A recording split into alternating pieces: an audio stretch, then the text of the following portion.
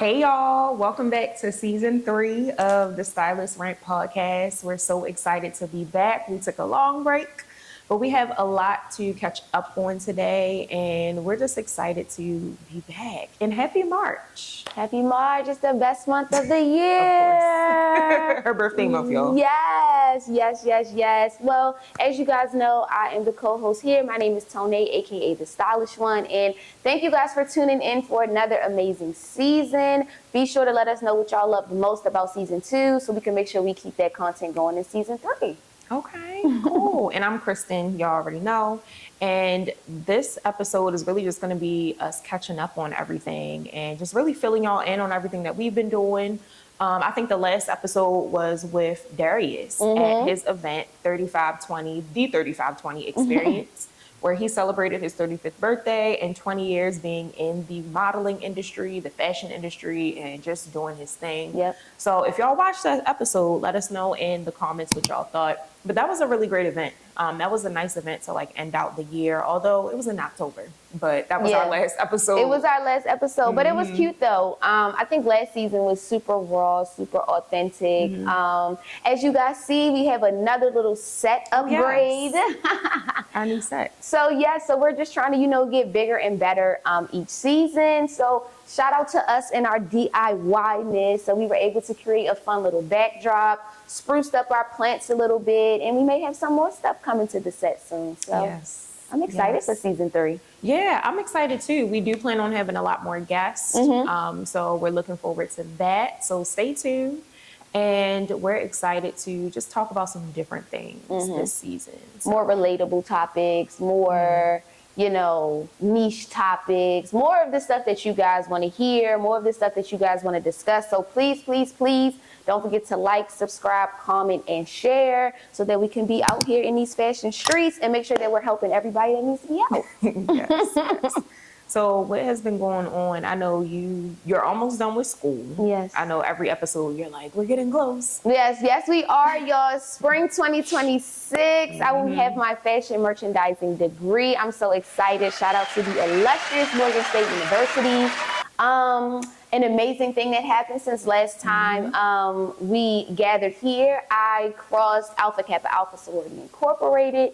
So shout out to my sisters and my sorors. So that has definitely been keeping me busy. But AKA is so fun because we get dressed to go everywhere. So, that is such my theme, such my vibe. I done been to conferences, brunches, meetings, the Capitol, here, there, everywhere. So shout out AKA. That is another aspect of my life that just keeps me even more busy. Yeah, so super busy, y'all. But as far as what I've been doing, I feel like I've been really busy too. Going to events. It's Women's Month, so it's a lot of events happening. Creating content. I just recorded some content yesterday for a project that I'm working on.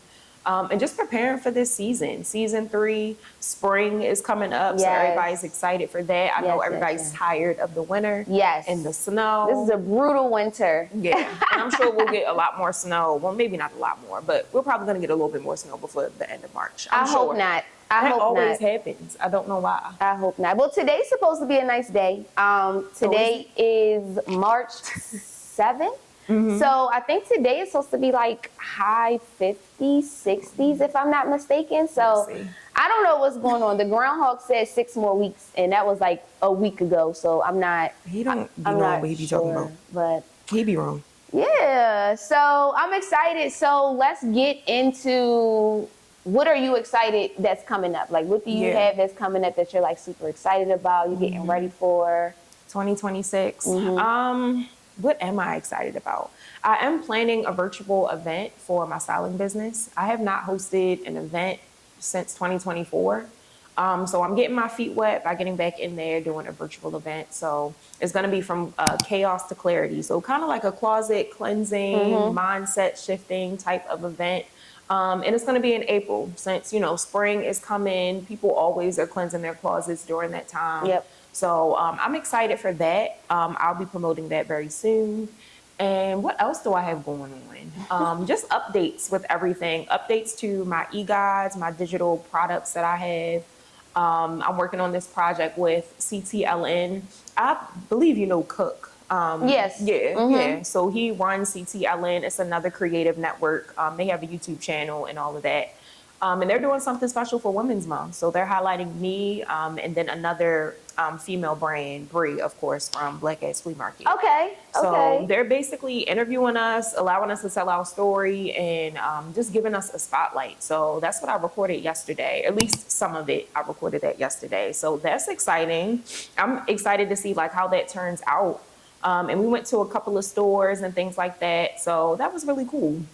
I'm trying to think what else I have going on. I mean, aside from just getting back into like speaking at different conferences and making connections, I've added a couple of just one new service to my offers. So I think last time, I don't know if we talked about this in the previous episode, but one of the episodes I was going on a trunk show with M. LaFleur. Yes. To San Francisco. I think that was the last one. And since then, I've done 3 trunk shows, and I think I want to implement that type of offer into my business. So offering that to different brands and different retailers. So I've created my deliverables. I just have to reach out. So it's a matter of just connecting with the right brands and people and reaching out and being consistent and persistent and seeing what happens. I reached out to a couple. I haven't really gotten too many responses back. So I'm trying to not worry too much about that. But other than that, yeah, that is very new for me because usually I'm, working with clients one-on-one. I've never did B2B. So, that's very different. So I'm interested in seeing how it plays out this year, but that's something new that I'm doing and working on. But I think that's it for the most part.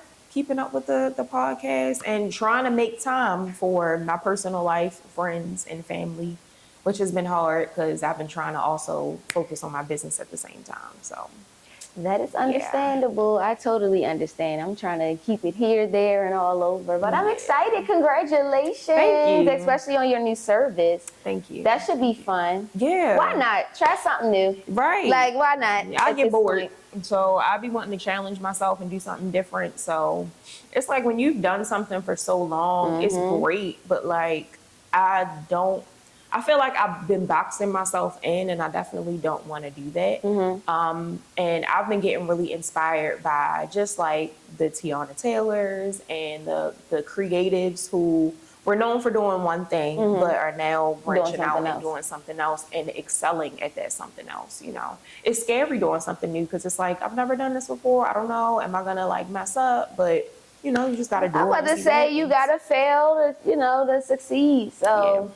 Please do not get in your head because I know how you get. Do not get in your head. Just let it make a little plan. Don't kill yourself if things don't work out in 1 month, ma'am. We're only in March. Yeah. We still have 9 beautiful months to go in this year. So, again, I'm excited for you. That's fine. I always love when you step out your shell and do something new. So, thank you. I'm excited about that. Thank you. Yeah. So, what am I working on right now? Yeah. So right now, I am in the process of working on some concert merch for Miss Cam. She's going to South by Southwest. So we are in the process of doing kind of like an artist brand collab. So we'll be doing it with Poor Style Rich Fashion. So yeah, we're just going to, get her laced for the stage when she goes down there. This is her second time at South by Southwest. I still haven't been. I haven't been either because it's always around my birthday. Oh, true. So it's just one of those things where it's just I don't want to say I can go and then something pops. It's just too close to my birthday. I mean, that could be your birthday. But it's not my birthday. It's close to my birthday, but it's not my birthday. So no. But I do want to go 1 year. But while I'm in school, it's just that was never, no. Again, I cannot wait till May 2026. I am going to haul across that stage. What's the date? May 16th. Oh, okay. May 16th. Okay. Yes. May 16th. So the countdown begins. But I'm excited to do the tour merch because I have a lot of clients who've been asking, when are you dropping stuff? When are you dropping stuff? And I'm just like, I'm going to drop as soon as they drop my schedule and I graduate. That's what's going to happen. But just to get my feet wet, just to get back, you know, practicing. We're doing a lot of like mixed media stuff. So screen printing, direct to garment, little embroidery, a little 3D printing. Okay. So I'm excited about that. That's really what I'm working on as far as my business goes. Right now, I feel like I'm really in the space of getting ready to graduate. So I've been getting my studio together, getting it like super homey / business ready because I know the next couple months I'm gonna live in there. Just trying to get everything back on track. So I'm just excited about that. What else? I got a new car. Yes. Yes. I don't know. It's just a lot of great things going on in 2026. So I'm trying not to get in my head about stuff. Like I'm just trying to just do. But I'm also giving myself grace because it's like, girl, you was just in school for 3 years. It's cool. But also I have to understand that I was not only in school, I was very involved on campus as well. So it's not like, oh, I was just going to school and coming home. I was taking classes online. So I'm actually like looking, when you're in the process, you're like, dang, I wish I had time to do this, that, and the third. But then when you really look back at it, it's like, I'm excited that I was involved, you know, as heavy as I was. And I was able to leave my impact, you know, at Morgan. So I'm excited about that. I'm excited about the summer because I ain't gonna have to worry about going back to class in the fall. Yeah. I was thinking about graduate school, but I am going to give myself a year. But I am going to graduate school so I can get my master's in fashion design.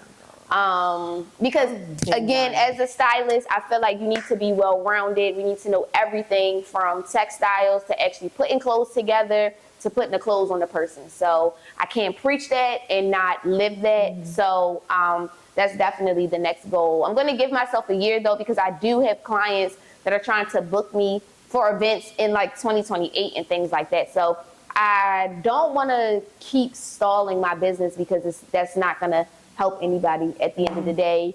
But I do need to perfect my craft at the same time. So if I am going to continue to sew and continue to do customs, I just want to be a perfectionist at it, of course. Yeah. So probably give myself a year, and then I'm definitely gonna probably head to Philly and enroll at Drexel probably, and enroll in their master's program. That fashion design. What made you want to choose that school? Drexel has a very, very, very great master's program in fashion design. It's actually a 3-year program. Versus a 2-year program. So. I don't know if I heard of that. I've definitely heard of the school and how great it was, but I don't think anybody has like emphasized their like fashion department. So that's cool. Super cute. Really cool. Philly's not too far from Baltimore either, so it's not like it's going to be a super crazy change. But I mean, Baltimore, I love Baltimore to death. I'm always going to be here, but I'm ready to go. Yeah. Somewhere else. Yeah, no, I agree. I love Philly. And y'all know, or maybe y'all don't. It's similar to Baltimore, but I think it's a little bit better because it's just bigger. So it's more to do, more things to see. So I love that. But I definitely wanted to hit on the part where you mentioned it's important to be well-rounded as a stylist, which I 100% agree. I think there is so many different ways that you could skin a cat when it comes to this styling industry and getting the expertise and the experience that you need. You know, whether you choose to go to school or whether you don't, you know, you can still gain as much knowledge as possible. I'm done with school. I mean, I'm saying that now. I may change my mind in a couple of years. But right now, these student loans, they're not fun. So I would like to either get them done and completed, or I know sometimes going back to school, they do pay for it, but...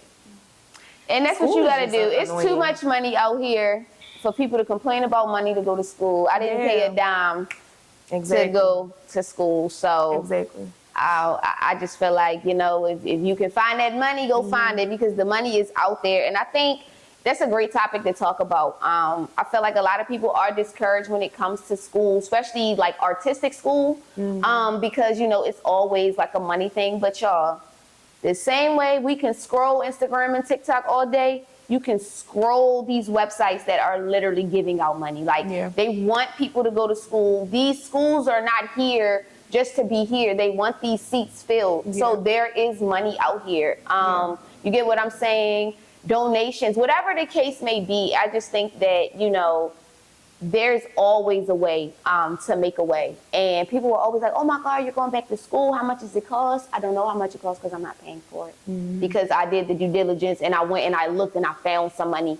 I found scholarships, you know, things like that. Like there's so much money out here that people just, you know, they get discouraged. They talk about student loans and things like that. Like there's so many ways to just, you know, keep going. It's just too much money. It's so many foundations. It's just, there's people that are literally throwing out money, especially for artists, especially for people who want to go back to school, especially if you're a little older too. And that's something that I super preach. Like, yes, some people do go straight to college or go to straight, you know, to trade school after high school. And that was someone like me. But a year into school, I realized that me being in that classroom at that time was not what I needed, because I needed to go carve out my own lane of what I needed to do. And then once I figured out, okay, this is what I want to do, then I went back to school to be like, okay, this is what I want to concentrate in so that I can perfect this lane. So when I realized, okay, I like the buying aspect.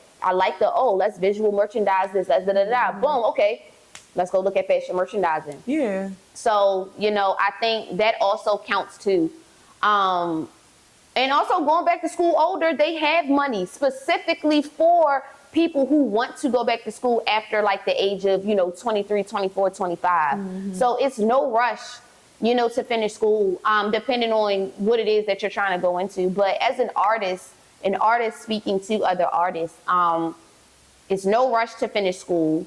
You don't have to go to school to, you know, pursue what it is that you want to do. However, if you just want to, you know, sharpen those skills, and even just going back to school gives you different networking opportunities. Like I speak on it all the time, like the NRF Foundation. I would have never found out about NRF if I wouldn't have gone to Morgan. And if I wouldn't have found out about NRF, I would have never got the internship at Kohl's. If I never got the internship at Kohl's, I wouldn't be here today. So, you know, it's just, it was definitely a trickle effect. So sometimes school, it's literally not even about what's going on in the classroom. Like it's literally about what's going on outside, you know, of the classroom. Had I not gone back to Morgan, we wouldn't have had Darius on the podcast.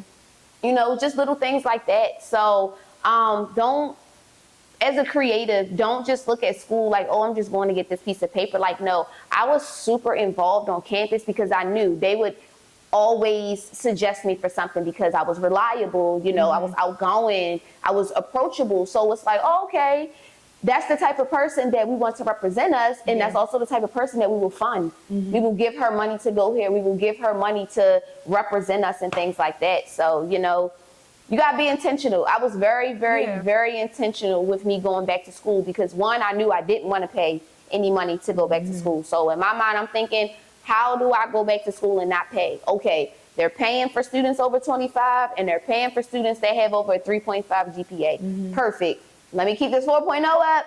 And, you know, the age requirement was there. So, you know, you got to research before you go back. You got to make sure you're at the proper school. Make sure that school fits exactly what it is that you're looking for. You know, just those type of things. Don't just go to any school and think you're going to know. You need to go, fill the school out, look at their curriculum, talk to the professor, just kind of see, you know, what's going on. Now, I'm not saying that Morgan's program is perfect or anything along those lines. I'm not saying that at all. But I made it work for me. I figured out what I had, I figured out what they had, and then I figured out how we could make it work. So and you gotta think too, like when we are coming out of high school and going into college, niggas is 17, 18, if that, yes. I was 16, so I didn't know what the hell was going on. I had an older sister that went to college, so I'm like, I just want to do what she's doing. Like, I don't know. I went into school undecided. So for me, I'm like, if I'm gonna be here, I want to do something that makes sense. And I went to North Carolina A&T, and I didn't think I needed to study fashion to be in fashion, but also I wasn't thinking fashion. I was thinking business. So I went into business my junior year, and I was able to figure it out from there. So it's okay, you know, to take a break and start. That was kind of like my break, going in undecided. but I was still in school because just like you said, you know, it's not high school. So it's not really all about just like going to class and getting good grades. Like I was doing stuff as well.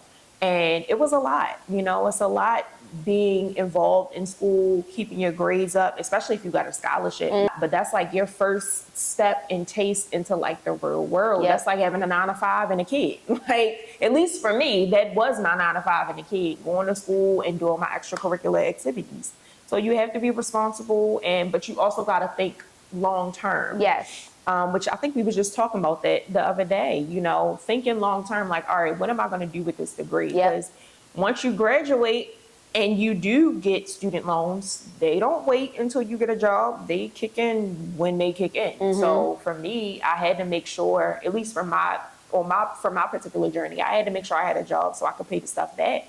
But I've gone through so many jobs. It's been so many layoffs and the student loans didn't stop.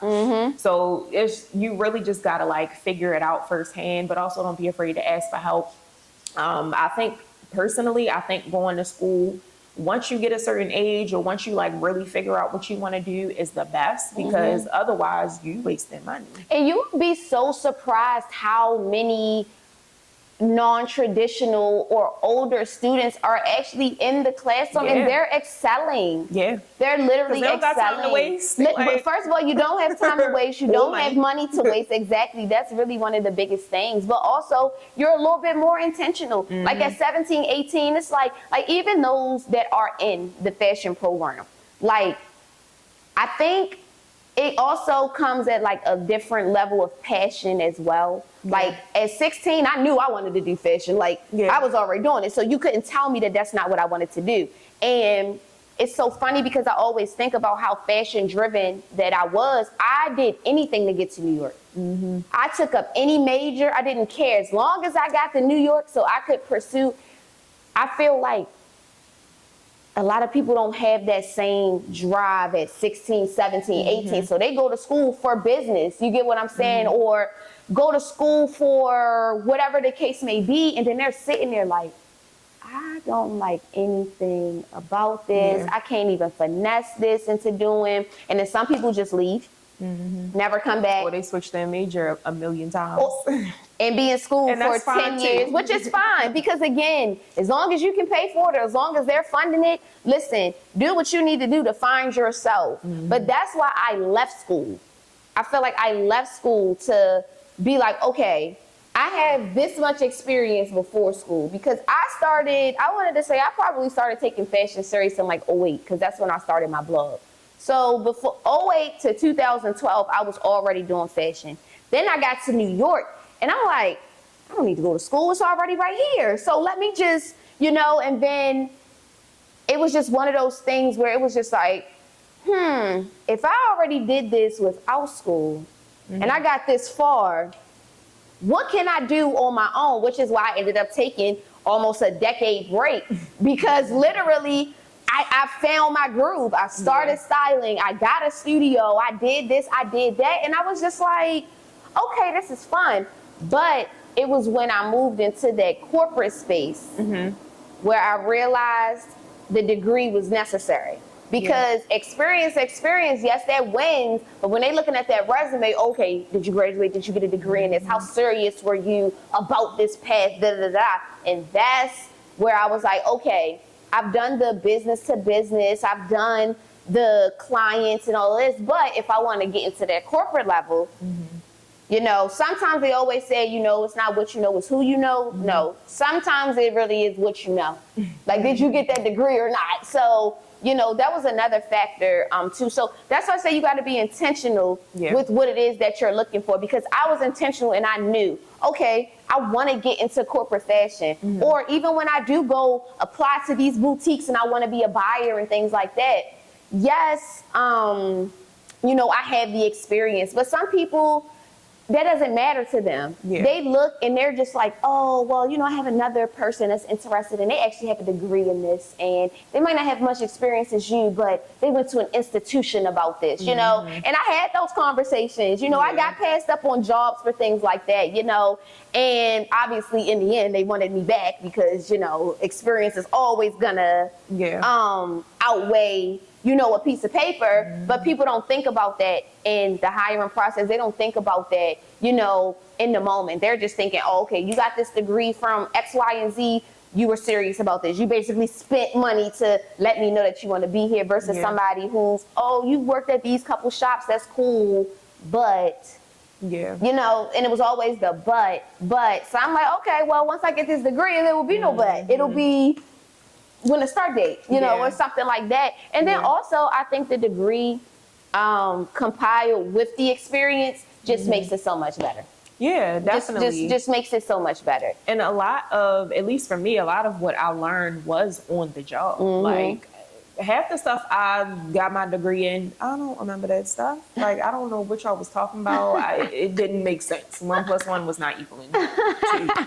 But for me, when I started getting the jobs in fashion, I'm like, oh, okay, so this is what really happens. This is what y'all are doing. And that really helped me to actually get into my business and start taking it more seriously. And like, what I was doing at the job, I was also doing in my business, but in my own kind of way. So sometimes some people just need to be thrown in there to figure it out. And that's what worked for me. Like, yeah, I had a degree, that was cool, but I just feel like I needed that hands-on experience because that's just the type of learner that I am. Yeah. And in order for it to stick, like, I need to do it. Like, you telling me, no, let me do it and figure it out, and I'll be able to, like, make it work. So that's what I always tell people too. Like, it's cool to have a degree, or it's cool to have, experience on your own, but get a job. Like, So the entrepreneurs under 30, the people who are just starting off in business, I feel like they just want to hit the ground running and just get things going. And that's cool and all, but it's important to have that experience working a 9 to 5. I always was with a job. Like, I think I got my first job at 15. I was working at Sonic. Like, I just always wanted my own money. And at the time, I wasn't thinking like, oh, I need to learn how to talk to people. Like, I wasn't thinking like that. I was thinking like, oh, I want my own money so I can buy what I want. But when I got there, I started to realize like, oh, I have to learn how to communicate. I have to learn how to tell somebody when I'm going to be running late, or when I can't make it, or all of those things. And I've been put in situations where I had to give my 2 weeks. I literally had to like pull my manager to the side or schedule time to have a meeting. Like, all of those situations and scenarios are very scary, but you prepare yourself for those real life experiences when you have those jobs, those 9 to 5s. So it's not always about like, all right, I need a job because I got to pay back these student loans. It's, I need a job because I need to learn how to live life and be responsible and have, tasks and complete those tasks, if you know what I mean. So I think it's so important. Even if the job doesn't like fully align with what you want to do, like my first job, I'm like, oh, I'm styling men. Like, I don't want to do that, but I'm styling. So, I'm halfway there. So you just have to take the step forward and be willing to put in the work, although it may not be exactly what you want at first.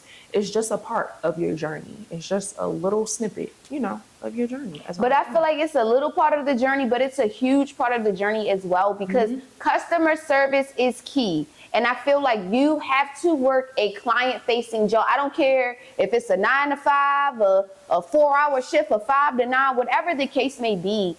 People don't know how to talk to people. No. And that is just a societal thing. And then especially with COVID, like, some people literally have not left their house in almost 6 years. So some kids, have only interacted on Zooms and things like that. Yeah. So the social factor is missing in a lot of situations. And, I look at, it's just so many brands that's just even going through it right now due to customer service. Hanifa, I was going to bring that up.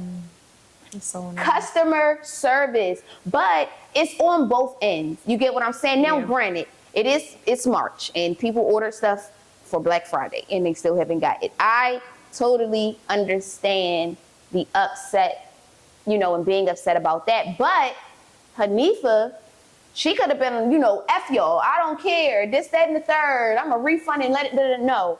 She she took it a little step above, you know. One, she did a formal public apology. A couple of them. She did a video, a post, like she a couple then of them. not Emails.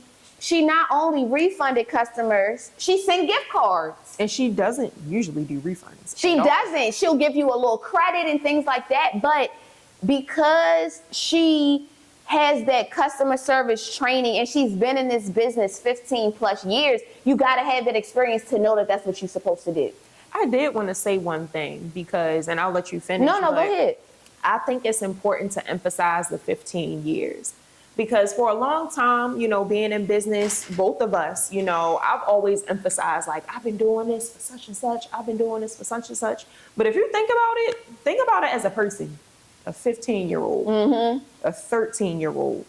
They don't know what the hell is going on. They're still figuring it out. Like, they still need their parents. So 15 years, granted, is a long time, but it's still not that long. She's still going through the motions. She's still figuring it out. And I just wanted to emphasize that. And new things happen every day. Exactly. The world evolves and changes every single day. But I wanted to point that out because I've seen a lot of people complaining now.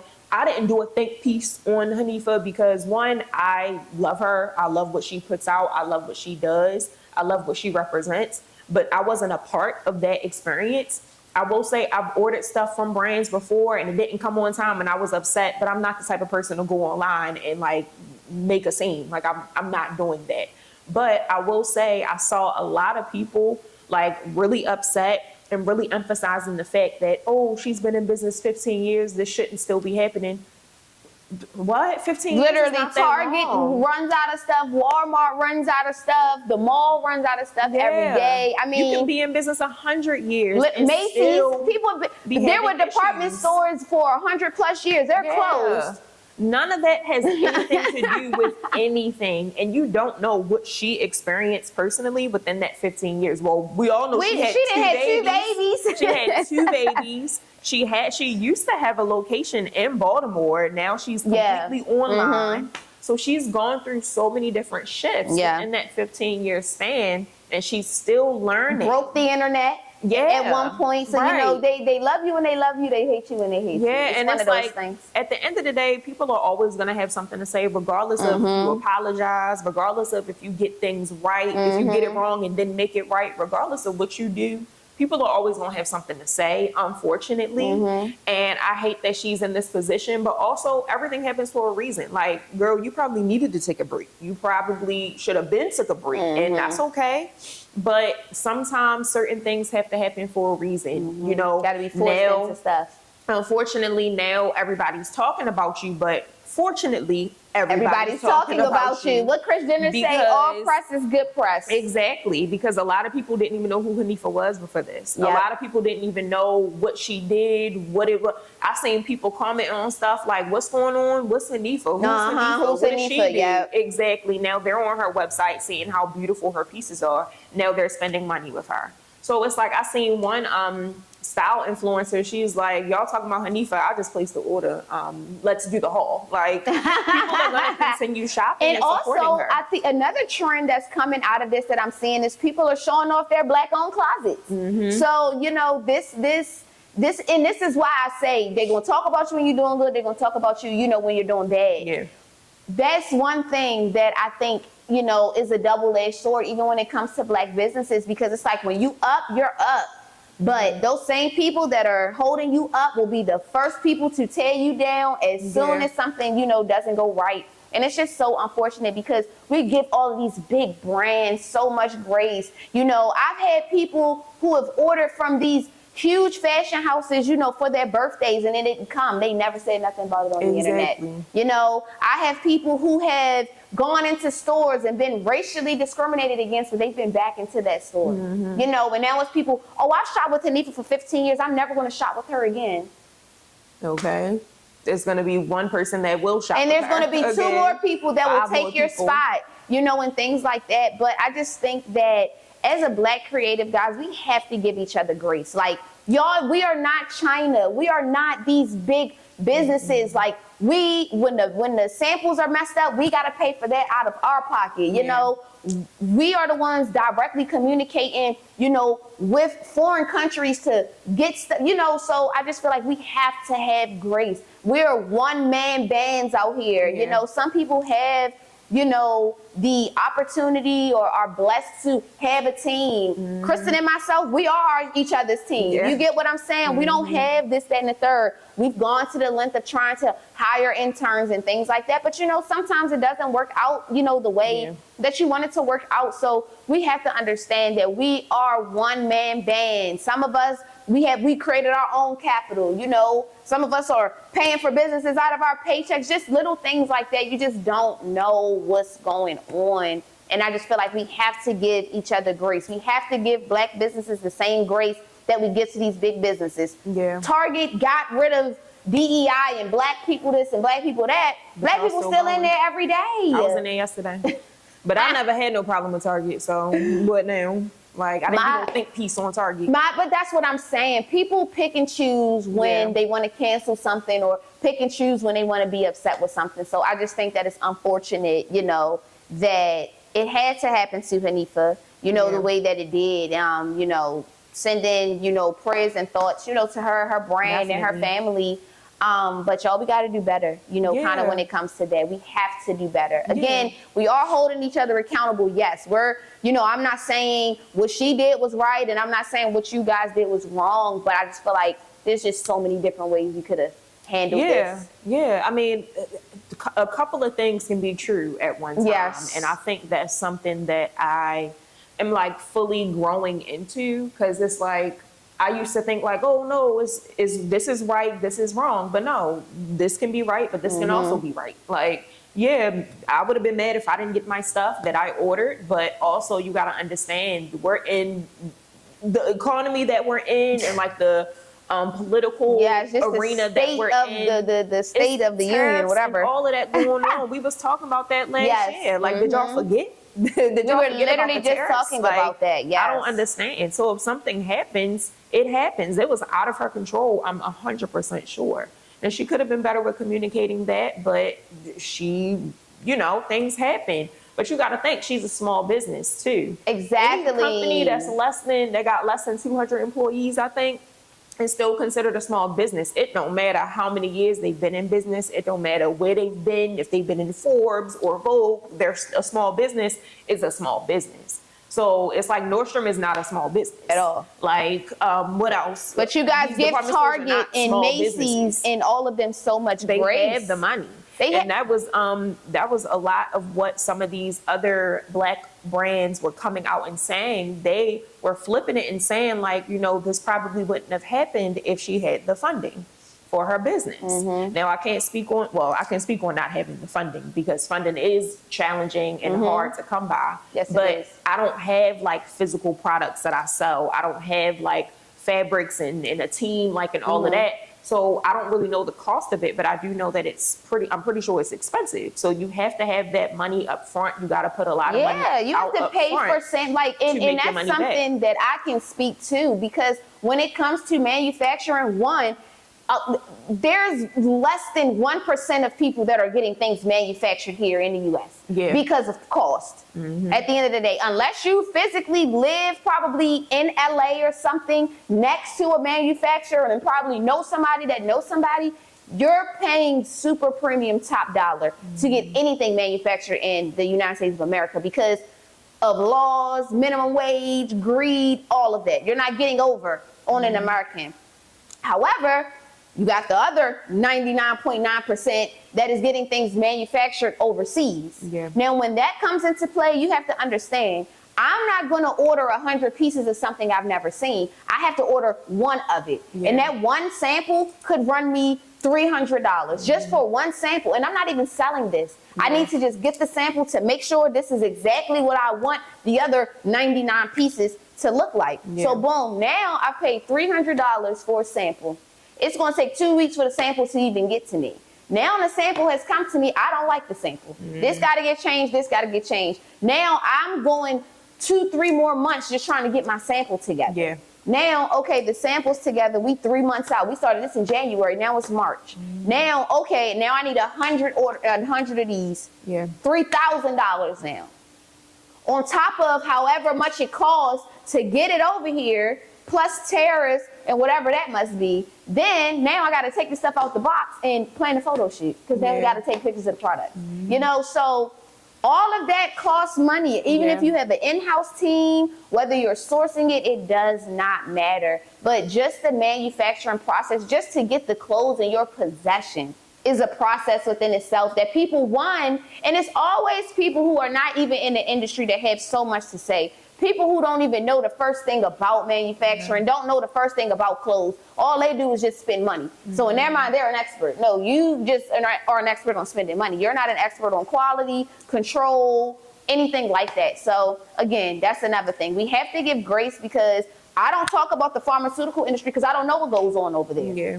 I don't talk about the teaching industry because I'm not in that. I can only talk about what I know, which is fashion. So I wish people, again, would just give grace because y'all really don't know what goes on behind these scenes when it comes to getting these clothes. Yeah. Literally. And last thing I will say, giving grace is one thing, but I do believe that Black people are in the business of tearing other Black people down when they see that they're doing great. Not all Black people are like that, but it's embedded in our system. Definitely like, crab in the barrel. Absolutely. They created this, I don't even know the word I'm looking for, but they've made it okay. And when I say they, y'all know who they is. They've made it okay for them to like tear us down. And because that's all that we've seen, we think it's cool to do the same thing to each other. Like, no,